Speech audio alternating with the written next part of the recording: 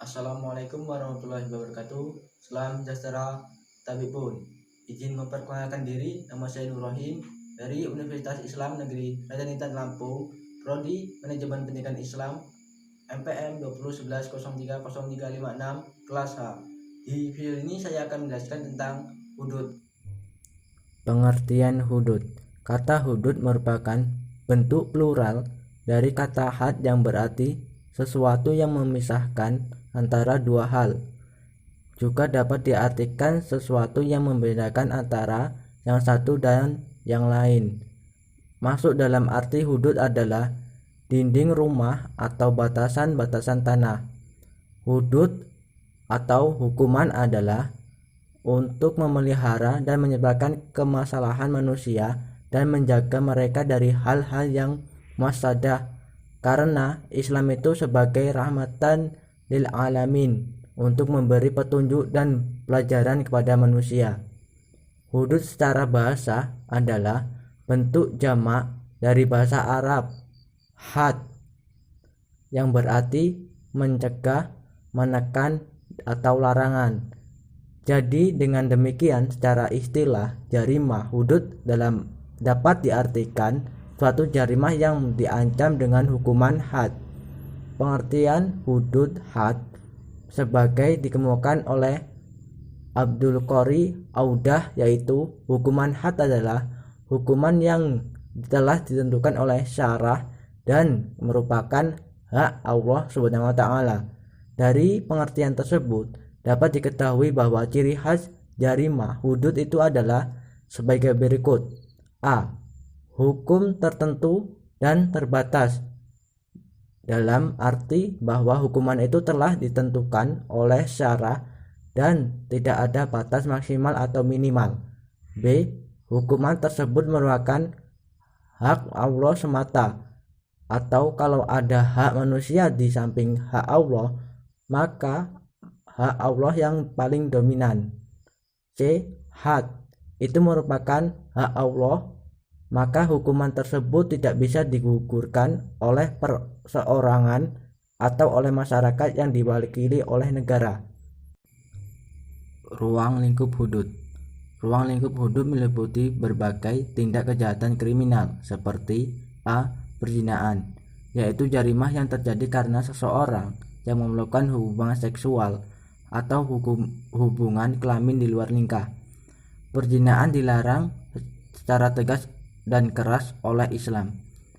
Ketegasan larangan ini terlihat dalam firman Allah dalam surat Al-Isra ayat 32 yang artinya, dan jagalah kamu mendekati zina, sesungguhnya zina itu adalah sesuatu perbuatan yang keji dan suatu jalan yang buruk.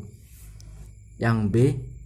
Qadzaf atau menuduh zina, yaitu jarimah yang terjadi karena seseorang yang menuduh orang lain berbuat zina.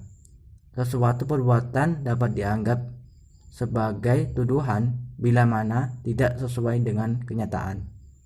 Bila seseorang melontarkan tuduhan kepada seseorang melakukan zina dan dia yakin akan kebenaran akan tuduhannya itu untuk itu dia mampu mendatangkan 4 orang saksi, maka tuduhan itu tidak tersebut dalam arti qadzaf, karena yang demikian berarti melaporkan terjadi perzinahan, namun bila dia tahu tidak pernah terjadi, oleh karenanya dia yakin tidak akan mampu mendatangkan saksi yang dikehendaki, tetapi dia mengemukakan secara terbuka perzinahan itu.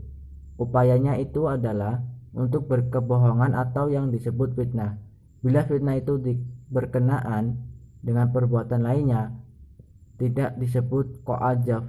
Dengan begitu qadzaf itu lebih tepat disebut fitnah berbuat zina. Termasuk pada pengertian qadzaf adalah ucapan menindakkan hasad seseorang. C. Pencurian, yaitu jarimah yang terjadi karena seseorang mukallaf yang balik dan berakal mengambil milik orang lain secara diam-diam. Dalam syariat Islam, pencurian itu ada dua macam, yaitu pencurian yang hukumannya had dan pencurian yang hukumannya tajir.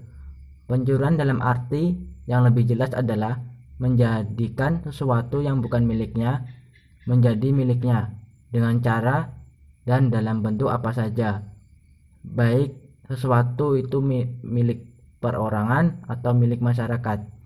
Mengambil dan memakan sesuatu dengan cara tidak halal, itulah secara umum disebut mencuri. Hal ini secara tegas dinyatakan Allah dalam surat An-Nisa ayat 29, yang artinya, hai orang-orang yang beriman, janganlah kamu saling memakan harta sesamamu dengan jalan yang batil, kecuali dengan jalan peniagaan yang terlaku dengan suka sama suka di antara kamu. D. Murtad atau ridah, yaitu jarimah yang terjadi karena seseorang yang kembali dari agama Islam kepada kekafiran, baik dengan niat, perbuatan yang menyebabkan kekafiran, atau dengan ucapan. Murtad termasuk perbuatan maksiat yang besar, diancam Allah dengan dosa dan azab di akhirat, melebihi kejahatan menolak beragama Islam. Tujuan dari larangan Allah terhadap tindakan murtad ini adalah karena tindakan murtad tersebut melanggar salah satu sendi dari kehidupan manusia yang beragama. Setiap sendi dari kehidupan itu harus ditegakkan, dan segala usaha meniadakan salah satu sendi tersebut adalah suatu unsur-unsur hudud. Unsur-unsur jarimah zina. A. Persetubuhan yang diharamkan. Yang pertama, wati pada dubur atau liwat. Liwat atau homoseksual merupakan perbuatan yang dilarang oleh syarah dan merupakan jarimah yang bahkan lebih keji daripada zina. Liwat merupakan perbuatan yang bertentangan dengan akhlak dan fitrah manusia yang sebenarnya berbahaya bagi kehidupan manusia yang melakukannya. Yang kedua, menyetubuhi mayat. Dalam kasus tindak pidana menyetubuhi mayat ini, para ulama berbeda pendapat. Menurut Imam Abu Hanifah dan salah satu pendapat dari mazhab Syafi'i dan Hambali, bahkan perbuatan tersebut tidak dianggap sebagai zina yang dikenakan hukuman had. Pelaku hanya dikenakan hukuman tajir. 3. Menyetubuhi binatang. 4. Persetubuhan dengan adanya syubhat. B. Adanya kesengajaan atau niat yang melawan hukum. Unsur ini terpenuhi apabila pelaku melakukan suatu perbuatan atau persetubuhan padahal ia tahu bahkan wanita yang disetubuhinya adalah wanita yang haram baginya. 2. Unsur-unsur qadzaf. A. Adanya tuduhan zina atau menghilangkan nasab. Unsur ini terpenuhi apabila pelaku menuduh korban dengan tuduhan melakukan zina atau tuduhan yang menghilangkan nasabnya, dan ia atau pelaku penuduh tidak mampu membuktikan apa yang dituduhnya. B. Orang yang dituduh harus orang yang mushan. C. Adanya niat yang melawan hukum. 3. Unsur-unsur pemberontakan. A. Pembangkangan terhadap kepala negara. B. Adanya niat yang melawan hukum. 4.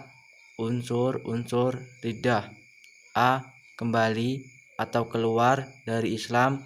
Pengertian yang keluar dari Islam itu adalah meninggalkan agama Islam setelah tadinya mempercayai dan meyakini.